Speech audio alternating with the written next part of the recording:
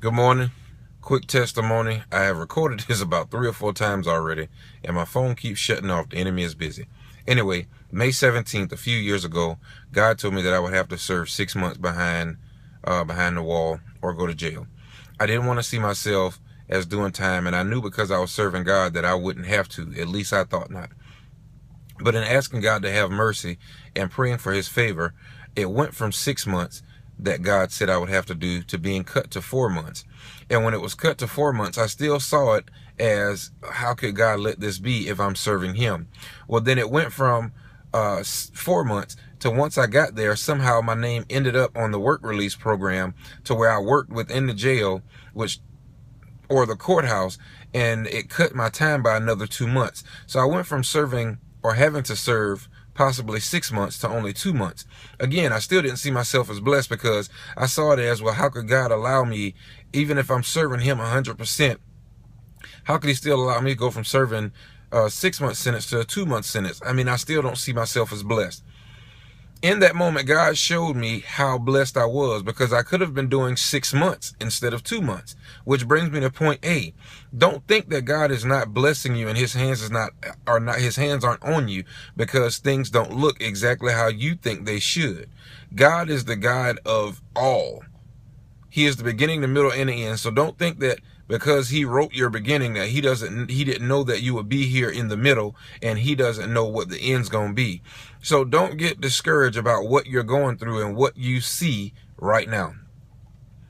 And being there for the 2 months that I was there, God allowed me to share Bible, read Bible, have Bible study, even something as simple as having the ability to influence everybody to watch Bobby Jones every Sunday versus the movies that they would watch, and dominoes, spades, and checkers and chess every Sunday.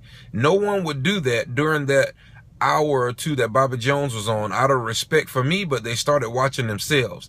So God used me in that hour, or during that 2-month time frame, to cultivate change and make other people better, or draw them closer to him.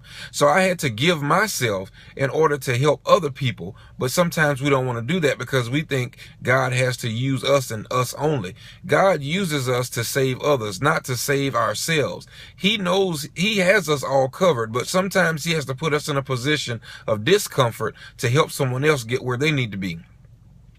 And the third point I want to make is, though you're in a rough spot and things aren't going the way that you think they should, you have to see yourself as blessed.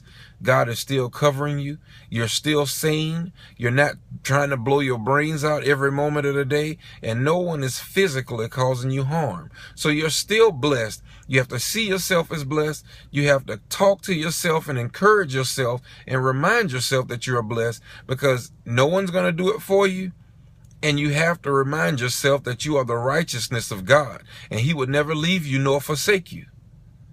Get out of your feelings, get over yourself, and understand that this walk is about blessing others through the blessings of God. God blessed me with his word so that I could bless other people with his word. God is still in the midst. Allow people to know your testimony so it can save others.